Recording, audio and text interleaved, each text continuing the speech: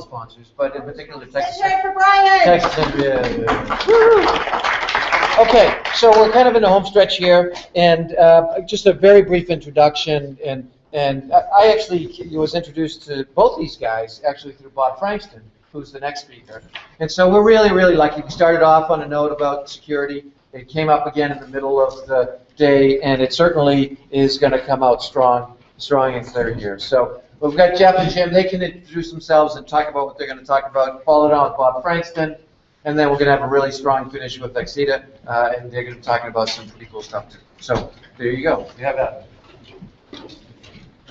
Okay, all right, I think this thing is on. Sounds like it. Yep. Put it in your pocket. So I'm Jeff Schiller. You turn the lights. You want to It really helps. You gotta turn across.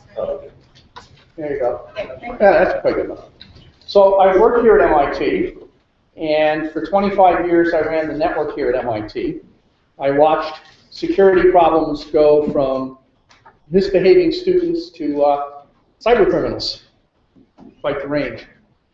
And I've also spent 9 years as the security area director at the IoT Act, the standards bodies for the internet. And I've seen a lot of early technology long before it was, widely deployed. And I'll tell you, one of my frustrations being the security area director is, frankly, no one wants to do security.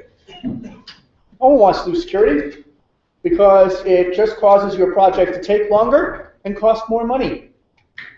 In fact, I've been in situations working on project teams where I'm convinced that clearly the role of security people is to bite ankles.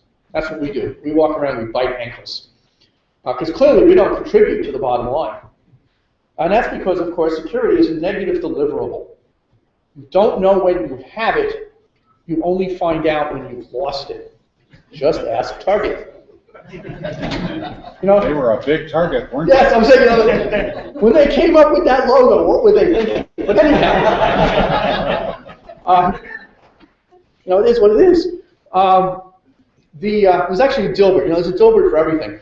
And there's one of the Dilberts shows the manager saying to Dilbert, "Dilbert, you haven't delivered it yet. Yet in the time that you've been working on security, Zimbu the monkey has delivered 3 commercially, usable applications using only his tail." And Dilbert says, "Yes, but mine are secure." And the last frame is his tail showing up saying, "Here's another one." So no one wants to do security. And actually, when I was talking to the voice over IP guys back in the early days of voice over IP, one of the things they say to me is, "Well, but nobody's attacking." I said, "Of course no one's attacking. No one's going to attack until you have 100 million devices deployed that you can't upgrade. Then they're going to attack." Each and every one of you has at least one such device in your house today. Cool, isn't it? They've noticed. The other thing that I hear all the time is, we'll add the security later. Okay? Very early in the development of mine, multimedia enhanced email, I went to that working group and I said, "Guys, now is the time we're going to do multimedia email." Okay? Now, by the way, there were people in that room saying, "Yeah, we should have a MIME type, application shell. I just mail you this executable, just runs." Okay, why is that a bad idea? Anyhow, I tried to say, "Guys, we've got to think about security." They literally threw me out of the room. Because we don't want to worry about this, go away. And finally, later on, when we came back to actually put security into MIME, one of the things we discovered was that they had made design decisions that made it very hard to do. For example, MIME gateways are allowed to reorder headers. Now, if you computed a digital signature over something, you don't compute digital signatures over concepts, you compute them over bits. And if gateways are allowed to shuffle the bits. So if you actually look at the digital signature standard for MIME, it's really hairy to deal with that. Voice over IP, same thing. And of course, one of the problems you see with voice over IP is you can't trust caller ID. Caller ID can be anything. And maybe that doesn't matter to you, but then of course, then there's services like some banks that look at the caller ID to authenticate you. Yeah, it must be you. Where do you want that $1 million sent? So, one of the things I used to always tell people when we design security is understand the threat model. What are you worried about? What are the bad guys going to do? Because that's what you need to defend against. Now, of course, there's a couple of universal bad guys. Like if you're putting anything on the internet, anything at all, it doesn't matter whether it's a computer or a toaster, all right? If it's on the internet, it becomes a target for people who want to run botnets, where they're going to use your device to send a flood of packets for denial of service attack, or if you're in New Jersey, Bitcoin mining, God knows what. But they want to get in and they want to turn it into a bot for whatever. Beyond that, it becomes application specific, okay? And then there's the wild card which burned MIT last year, which is the hacktivist. The hacktivist is attacking you for a political reason. So MIT, we're a university, okay? We never had to worry about attackers trying to steal money because we're not a bank. We don't have money. We don't have 4 million credit cards. We don't even have 40,000 credit cards in our systems that you can steal because you can't pay your tuition with credit card. Okay? Oh, by the way. And so what we had to worry about were smart students trying to make a point. We had to worry about, we had a high-speed network, so people might want to use it to launch attacks on others. So a lot of our network defense for many years was based on shutting down worms, like the early code red we had under control within minutes, making sure that we weren't used as a base of operations for high-speed packet floods on other people. Interestingly enough, our administrative systems, we didn't have to protect that much because if you're a student, you don't attack the administrative systems for 2 reasons. One is they're boring. I mean, they're really boring. And the other is that we have the ultimate threat, which is if we think you're breaking into our administrative systems, we merely invalidate your transcript. Employer comes and says, hey, did this guy get these grades? Who knows? Maybe he got those grades, maybe he put them there. Oh, no, who knows? Our students are smart enough to know that's not where they want to be. But then we had the Aaron Schwartz affair. And actually, earlier than that, we had the Bonsai Kitten affair. Those guys were animal rights people. They didn't know how to do attacks. We had denial of service attacks launched against us. We had, actually, somebody attacked our domain name registrar and rediverted it. Basically, MIT.edu went somewhere else. Okay, because EduCause was broken into. And oh, by the way, EduCause did not come clean about that right away. They said, oh, no, somebody logged in with MIT's password and did this. Oh, really? Only about weeks later did they say, oh, yeah, somebody actually got in and got all the passwords for all the .edus, which I don't think they encrypted. Actually, I know they didn't encrypt. So, beware the hacktivist. Now, things, and I'm talking about the Internet of Things, really have a hard time. They have a hard time coming because they are not computers. People don't think of them as computers. Finally, thanks to Microsoft, we have trained people that computers need to be updated. You can't not update your computer. You need antivirus software. You need to actually worry about this stuff. How many people here saw the movie G-Force? Boy, you don't have kids, do you? It's a kids movie. It's about guinea pigs that save the world. It's very cute. But the bad guy in this movie is a, well, sort of bad guy, runs an appliance outfit, and all of his appliances have this chip in them, and on the appointed time, they all go rogue and start attacking their owners and go out in the street, and they somehow grow legs and walk, too. I said it. Come on, the good guys are guinea pigs. And the idea is that actually can happen. They're not going to grow legs and chase you, but, they're there.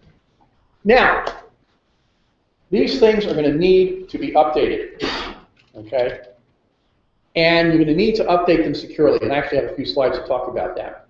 Now, one of the things to think about is most of these devices are going to be on the back end of a network address translator, maybe even a firewall, but mostly just a network address translator, usually housed in a home router, which Jim will tell you all about how great those are. And what you can do about it. Yeah, what you can do about it. So you as the manufacturer are not going to be in a position to reach out and touch that device. But the bad guys can. Because to them, that NAT's not going to be a problem. Because you see, there's one of these really universal problems that the good guys have. Okay? The good guys have to play by the rules. The bad guys don't. Years ago at MIT, actually one of the other buildings, we were putting in a card access system that used a proximity chip in our IDs. And we were concerned, could this be read remotely? And so we went to the manufacturer and we said, can this card be read remotely? Because we discovered the encryption on it was trivial. Oh no, it can't be read for more than, I think, 1 foot. Really? Absolutely, cannot be read. And so some kids put together here at MIT, this is MIT, a device to read them from 100 feet away. So we went back to the manufacturer, we said, what gives here? And they said, oh, well, clearly when they built whatever that was that did that, they were in violation of FCC rules. What's the old joke? Sir, did you kill your wife? No. Are you aware of the penalties for perjury? No, but they're probably less than the penalties for killing your wife. And so, so as good guys, you can't go and violate the FCC rules. You can't go and break into somebody's home router so you can get to the refrigerator. Right? But the bad guys can. The bad guys can. In fact, usually they've already got you from the inside. Yeah. Now, this first bullet is a really hard bullet, okay? I have yet to figure out how any organization can deploy anything securely without having somebody that knows what the heck they're doing. A friend of mine years ago on his office door had this sign that said, smart is good. Being clever is even better in a pinch. But there comes a time where there's just no substitute for knowing what the heck it is that you are doing. And the problem with security is not like engineering. Everybody thinks it's like engineering. In engineering, you can come up with standards, like material to hold up an object this heavy has to have a certain amount of tensile strength and all this other good stuff. You can actually do a lot of the checking with check boxes. Is it this thick? Is it this heavy? Is it this wide? I mean, there's lots of standards that work that way. Okay? You can't do that with security. Because with security, you're not up against gravity. You're not up against the wind load, which we can predict. You're up against a thinking, scheming adversary. Whit Diffie likes to tell a story. Have you folks ever seen the film clip of the collapse of the Tacoma Narrows Bridge? If you haven't seen this, go onto Google and go search it. It's on YouTube. Galloping Gertie, right? So there's this bridge over the Tacoma Narrows, and I guess the wind was blowing one day and it started to resonate. The whole roadway did this and eventually fell in. Now, Whit says this was an engineering failure, and the reason you know it's an engineering failure and not a security engineering failure is had it been a security engineering failure, the wind would have learned how much fun it was to knock over bridges. Okay? You're deploying firmware, plan on updating it. No, not just plan on it. And yeah, Jim will tell me now. No, update it. You have to, because you don't know whether your update path will work if you haven't actually done it. Now, another piece of free advice. All of your code should be in read-only memory. Any read-write memory in the device should never contain executable code. So that somebody gets in, they can't effectively run programs. So how do you update? With the exception that your update mechanism should be able to obviously rewrite memory. But your normal operating system, okay, which means you need to segregate your update mechanism from the operating system, okay? And it should only be able to be triggered through a digitally signed message. Now, Android, by the way, is a very good model to look at. And on an Android phone, almost everything that's executable is read-only. Not completely, but like the root partition / system, that's always read-only, except when being updated. Also, and sort of this is the bullet that doesn't quite fit, but I really have to throw it in here. If you're building a piece of hardware, if you're doing any kind of security, ultimately you're doing encryption. And if you're doing encryption, you need a source of randomness. You need entropy. The bad guys have gotten to the point where they're good enough that they know how to exploit systems. Okay? In fact, I don't have time to give the whole story here, but I was playing with Bitcoin, and I created a Bitcoin address that didn't have enough entropy, and I put $1 in it, and in 3 seconds the dollar was stolen. 3 seconds! Boom! He knows what he's doing. Well, I thought that might happen, but but it's one thing to sort of academically know that can happen and then to actually witness it. Okay, so because you're behind a NAT, your software update mechanism is going to have to poll. So the end user device is going to have to reach out periodically, okay, saying, is there an update available? Now, this, by the way, can be done in a scalable fashion. It sounds like it can't, but it actually can be, and I don't have time to go into the details. You need to obviously authenticate any new update, so you digitally sign the update. Well, guess what? If you're going to digitally sign an update, that means you have a digital private key that's used for signing the updates. Great way to lose. And I've witnessed this myself. Most software is stored in some type of version control repository. Git, Mercurial, version, pick your favorite poison. CVS if you're really ancient. And there's typically an automated, build script that builds the software. And sometimes there's even a CI, a continuous integration build device that's out there so that you can catch your bugs. But in order to create a package to sign, you need a private key. And so what I've seen is organizations put the private key in their repository where it is easy to steal. I have this great Ben Franklin quote, 3 can keep a secret, 2 of them are dead.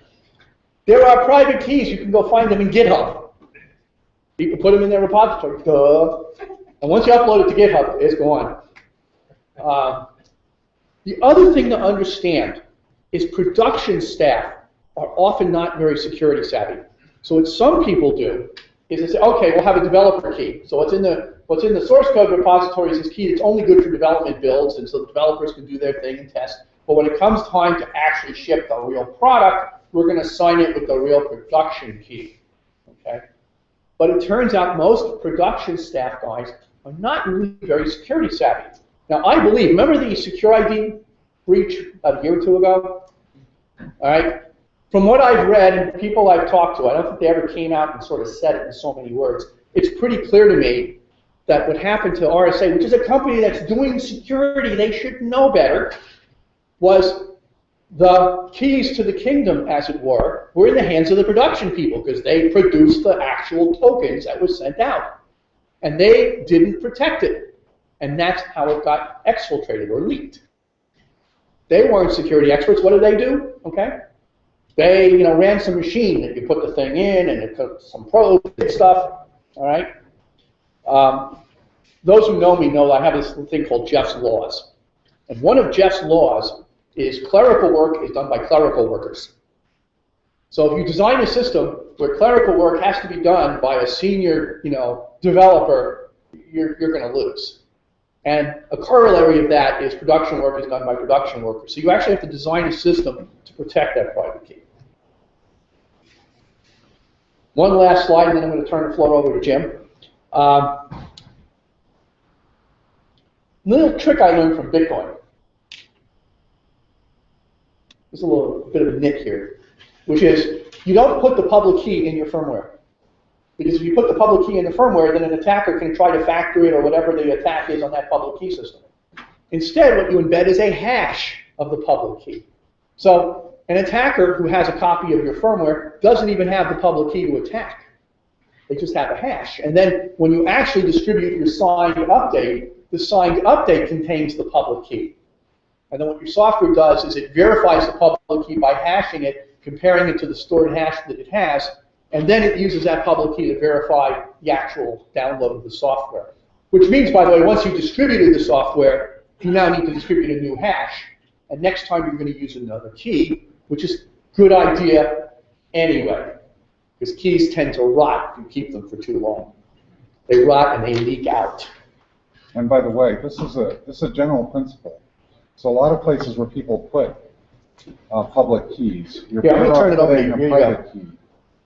They're way smaller. And for example, if you're doing a protocol, saving bytes can save you a lot. Okay, I'm Jim Geddes. I've been around this campus about the same length of time, off and on, that Jeff has been on this campus. Which is a long time. Which is now a very long time. God, we're getting to be old farts, aren't we, Jeff? 37, 38 years? Let's see, I arrived in the fall of '72. So, you've got 3 years on you. Okay, so I'm known for the X Windows system. I was the editor of the HTTP standard in the IETF. I worried about Linux on the iPac, which was sort of the great-grandfather or grandfather of smartphones. I've been worrying about buffer bloat, which some of you know about and is ubiquitous. And that led me strangely into security. My career has wandered in very strange places over time. So let us get my slides up. I hope. There we go.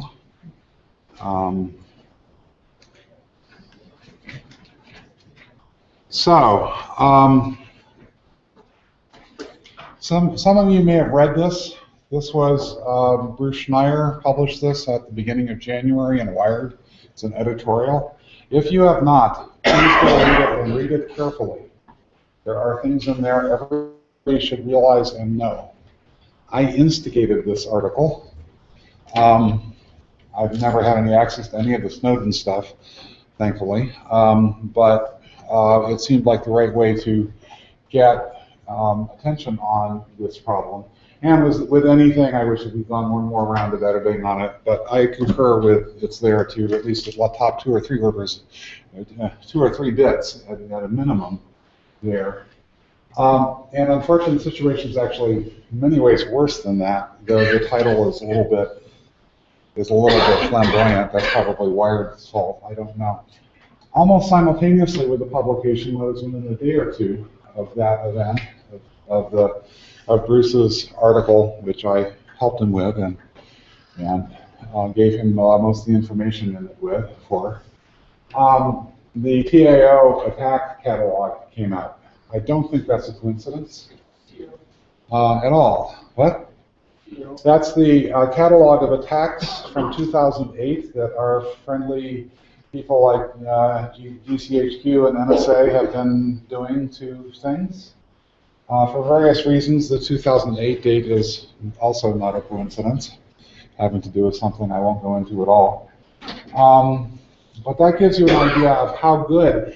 The thing you want to take away is not so much the NSA. The problem is that's what they were capable of doing and were doing then. Okay? There are many people doing that sort of stuff all over the world today. And they're a lot less principled than the NSA or GCHQ usually are. That's the danger here, guys. So we have a real problem on our hands. And in this case, it's not only the kinds of devices that people here want to build, which certainly I've been building. I forgot to bring in my iPac. Wonderful prop, because it's so much the same thing. And John remembers when I showed him an ITSI, the unobtainium, and that a long time ago. That's like, was it almost 15 years ago now? In any case, we have a real problem here. And these devices are typically not designed to be securely updated from the beginning. There's nothing which typically controls how or what reflashes a device. Okay? If you go look at that catalog of attacks, many of them are embedding nasty things into the basic firmware of the device. Any binary blob in any firmware executed in a device is a place where the bad guys can and have already gone, including things like the microprocessor inside of a disk drive, okay, or in a USB key. There's a little microprocessor running firmware, and they do all sorts of entertaining things in these devices. Okay? This is the real world. It's not a fantasy. I didn't know about this catalog at all, and it was worse than my worst nightmare, even though I could predict that a lot of these things would have been done. It's a real wake-up call. It should be a wake-up call to all of us technologists. And in many ways, it's a good thing that if they're real bad guys, boy, those guys are good. We actually had a chance of going after some of the really bad guys. It's the pervasive surveillance where we've got a real problem here. Okay, the next piece of this equation, I believe, is a result that is as seminal as a mythical manling that most people are not aware of. It's a paper called Familiarity Breeds Contempt, the Honeymoon Effect and the Role of Legacy Code in 0 Days Vulnerabilities. I highly recommend that everyone go read this. It meets my intuition, but they've studied hundreds of different sets of software, both open source and closed source, and there are some differences between open and closed source, but the general result is the same. This is the usual bug rate discovery we're used to. Bugs found per month, and at some point we decide it's good enough to ship. And then we start seeing a lot more because we deploy a whole lot more devices, so it creeps up again. Right? That's what we're sort of used to seeing. That's not what happens with vulnerabilities at all. And by the way, these are not just necessarily security vulnerabilities, though often other crash vulnerabilities and malfunction vulnerabilities may be exploitable as a security vulnerability. In fact, it goes along for a long time and then goes up. Counterintuitive to a lot of people. You would have thought that we found these guys back here, but we don't. This is the reality. Long after the stuff is shipped, that's when the vulnerabilities get found. That tells you, and by the way, you can sort of reset this clock by updating the code. The longer you've got unpatched code and unmaintained code, the more vulnerable it becomes. Part of this is familiarity of the attackers with the problems in the code. So they know they have many more ideas of where to go look. So this is really an important result, and everybody doing software engineering should understand this. There's some takeaways that I take away from this, which is fundamentally, you can't leave software and devices unmaintained. You've got to keep this stuff up to date for the life of the device. If you're building, for example, a thermostat in a house, what that really should be telling you is somehow you're going to have to be able to have an update stream for these devices potentially for decades. Entertaining problem. Okay? Depends obviously upon the useful lifetime of these things. Notice that Microsoft has got a real severe problem here with Windows XP. They desperately want to stop putting engineering resources into security updates. And if we remember that the vulnerabilities continue to go up with time, you can see it's been getting worse and worse. So it's a real problem. And the fact that they weren't able to roll people over means that they're really stuck. And what is it? I don't know what the current penetration is, but it may still be like 50% of the desktop and laptop market is XP for all I know. Not counting copiers, medical imaging devices. Yes, and many other life-critical things. Okay? So what this means is if you're building something for any sort of volume production, or something you would like to, you have to select components that can be maintained.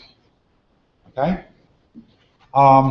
And what's more, if you're putting in these systems, you better be selecting products that can be maintained for the life of them. Now, some of you are familiar with the SCADA disaster. How many of those know what SCADA is? Okay, that's these embedded chips that are in a lot of industrial control things. We have a similar system, except now it's in our houses. Okay? So we have a huge problem here. And really fundamentally also goes down to trust. Who do you trust today, tomorrow, or in 10 years? The company may long since be out of business. What happens if that's abandoned, all the code's abandoned, all that firmware, the build systems are completely toast and gone? What are you going to do when you've deployed millions of these devices, or your customers are? Guess what, guys? You're screwed. Okay, you have a completely unmanageable risk, business risk. First order of magnitude. Going out of business scale risk if you don't pay attention to this stuff. I don't know of any way to face this problem other than community maintenance. Okay? By which I mean, you can't know in advance which products are going to succeed in the market. Right? Some of them, everybody builds things hoping that there'll be 100 million of them sold or something and the like. Or maybe 10 billion of them sold. But that may not happen. Okay? So you can't budget to do this in advance. About the only way that this can ever happen is to be out there born open from day one. And so that the things that actually do get deployed in huge quantity, a community can form to maintain them long term. Because in 10, 20, 30 years, the vendor who sold you this stuff originally, he's long since gone, merged. Certainly the software engineers have gone away, and every piece of equipment that could ever build that software is gone. If it isn't being routinely rebuilt, it will not work going forward. So the only way out I can see is community maintenance. So this is really a pretty radical thing to be saying. It's sort of the ultimate open source free software kind of thing. But I've been struggling with this one because I've not had moral objections the way Richard Stallman has had against closed source software. I've been struggling this in an increasing way for 2.5 years now, and I've not been able to think my way out of that box. Okay? And remember, things that you don't think about, which may be an entire system, an operating system like a Windows XP box is built into some medical imaging thing that you aren't thinking about in this fashion, may in fact be one of these things. How is that going to get maintained? How are those people not going to get killed because of something bad happening? Big problem. And I will note, any binary blob, even if we ignore the TAO attack skill that we see that the good bad guys had in 2008, even if we ignore that, these binary blobs are pernicious because they freeze the ecosystem. So the devices typically, because those interfaces cannot get updated, you can't maintain the entire system and roll it forward and have it evolve. Okay? There's a lot more about this in Bruce's article. Okay? And he wrote it, I fed him what's going on in the explanation. I stand behind that article. Okay? But this is a thing which I've dealt with binary blobs for Windows system drivers, which are often very big things, for now decades. Okay? This is a really big deal. Okay? If you can't get that updated blob and you're going to use that device 20 years from now because that's the cheapest thing to do, I can't rebuild it. Well, I now have to have an entire system I don't dare have on the network ever. And I don't dare ever plug anything in. Okay? And these days, the good bad guys can attack you via Wi-Fi and even audio. Okay? They have ways of getting to your machine potentially. Okay? And as I said, I'm not particularly worried about the NSA per se, other than they're making our systems less robust and less secure, which I think is fundamentally a huge social disaster. But if we just ignore that and posit that they're really good guys, it's still a fundamental issue. I believe that owners must have ultimate control, in part because companies out of business. You've now got an office building with God only knows how many devices in it, and it's time to get you can't leave things unupdated anymore safely. A lot of these things are actually entire Linux systems under the covers now. I have 3 Nest thermostats in my house. They're all Linux machines. You can't let them rot. So ultimately, it may be that Nest or Google may not even be in business if they just bought Nest in 20 years. I need to be able to say, I got to redirect all these guys to a valid update stream. Or I have to rip out each and every one of those devices. Or somebody can make the building uninhabitable or do worse things than making it uninhabitable. Just to use the thermostat example. So we got a real problem here. I'm not saying this is easy. I'm saying this is a wake-up call. We have to think about it. We have to think about it hard. We have to think about it now.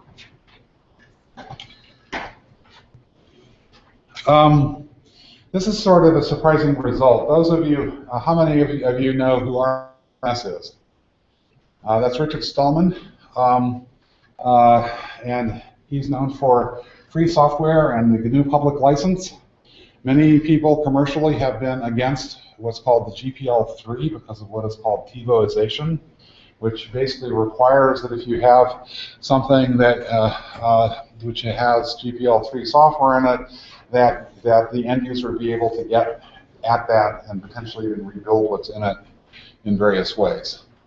And so, much to my surprise, I claim now that he and the Free Software Foundation is correct about TiVoization. And understand, I helped way back when define the MIT license, software license. That was developed for the X Windows system. And so it used to be that Richard and I were at polar opposites of the free and open source software thing.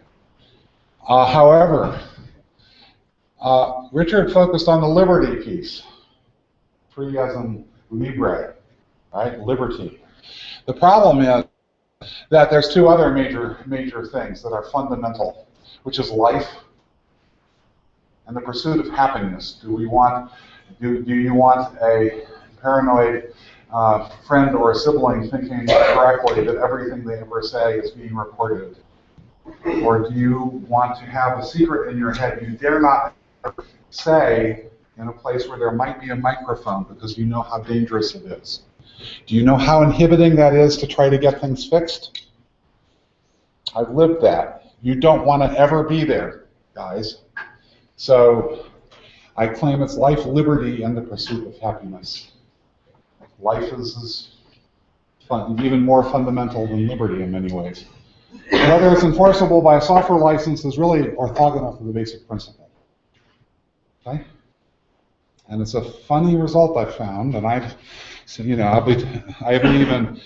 trying to talk with Evan Moglin about this the last few months, and we were queued up to talk late this week, but I'll probably talk to him really next week about this. It's an interesting conclusion for me to have come to. Okay, so you guys all have devices in your house, any of you, unless you don't have a broadband connection, okay, which are poster childs for this. These are things like your home router, cable modems, DSL modems, all those sort of things you don't think about. Those little boxes, right?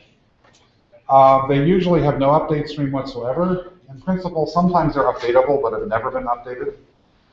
Example is my DOCSIS 3 modem. Minimum age of the components inside of any component inside is 7 years old. Think of that curve from Sandy Clark's et al.'s paper. Wonderful. And your home router, similar thing. Not quite as grim, but depends how old your device is. Not good. Is that mitigated if you reflash it with an open source firmware? I'll get there. Okay. So, in this sense, these devices are only more important than any other embedded device you do, because if the network doesn't work, you got an even bigger problem. But the problem is generic to all of these embedded devices people are doing for the Internet of Things. So if you're doing a mesh network, it's a wonderful place for man in the middle. Obviously, it's a wonderful place for all sorts of nasty attacks. Your home router's got radios in it. It's not so great. We now depend on our internet service. Good old plain old telephone service, as in copper, is now doomed. The FCC is actively planning its retirement. The retirement is happening because of economics. It will not pay. It does not really pay anymore. So we are about to go from having, in extremis, a conventional telephone. Some people have already cut the cord onto these devices, but we used to be able to think we could go pick up the telephone, get dial tone of a conventional nature, and have it work. We are within probably this decade, and certainly first half of the next decade, that will no longer be true. Okay? We depend upon these networks now. Fundamental change over the last 10 years has crept up on us. Used to be a nice to have internet service. It's now you depend on, your livelihood depends on it, your life may depend on it. Okay?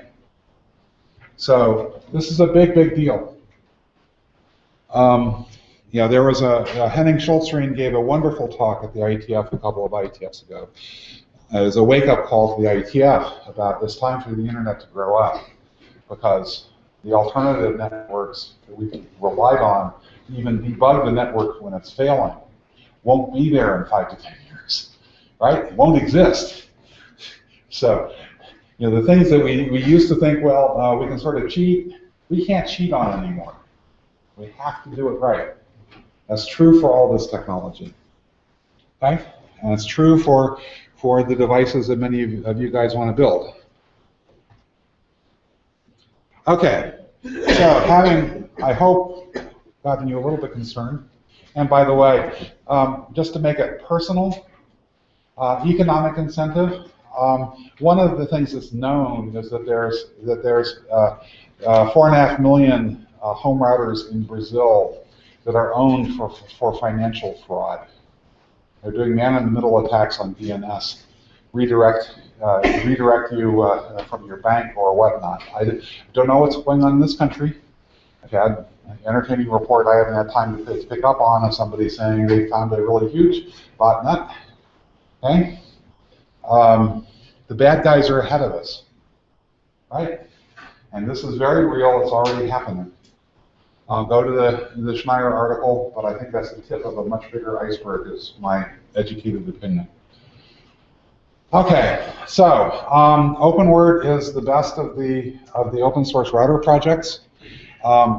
If you run those properly, then it's actually quite secure. There are still things about it that need further improvement. It gets you fundamentally interesting things like mesh networking, IPv6 that might actually work for you, buffer bloat fixes, and so on, which you can't buy commercially anyway. Some of the commercial guys actually base their software on OpenWrt, but typically because of the binary blob disease for certain device drivers, they are often, or the ones I've seen, have been stuck in the past. So they've had to freeze on some version of OpenWrt, and then it sort of rots. And as you saw from the Sandy Clark paper and that graph, that's not a safe place to be. Okay, so OpenWrt runs on a large number of devices, but it's still a fraction of the market because of binary drivers.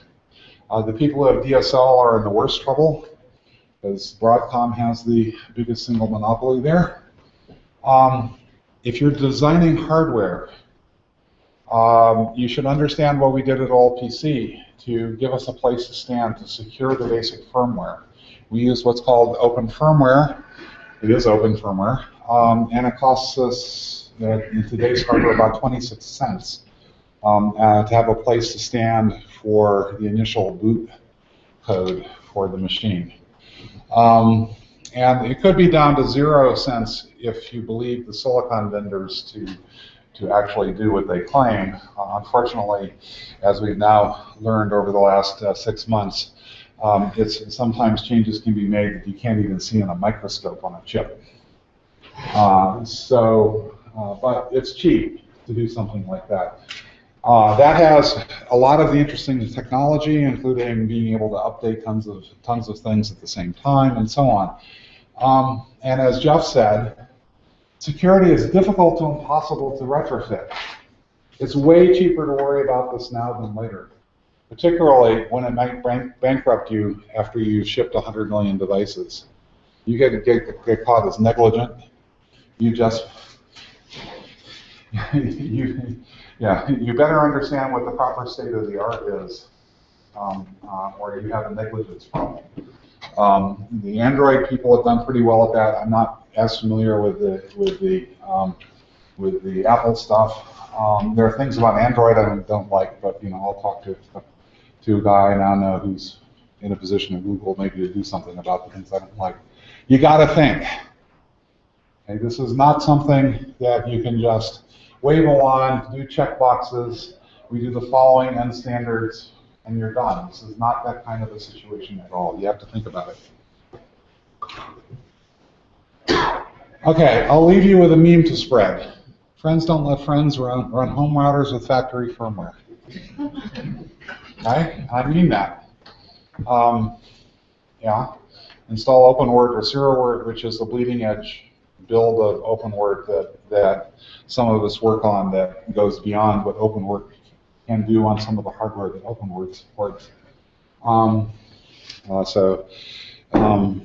Yeah, that's, and there's different hardware has different degrees of desirability, but these boxes don't cost very much. If you have to go out and buy one, you can buy a perfectly adequate home router for $80. But don't ignore this. Your bank account may be at stake, or more than that. Bank account is not the only thing I worry about. So I think questions are in order for Jeff and myself.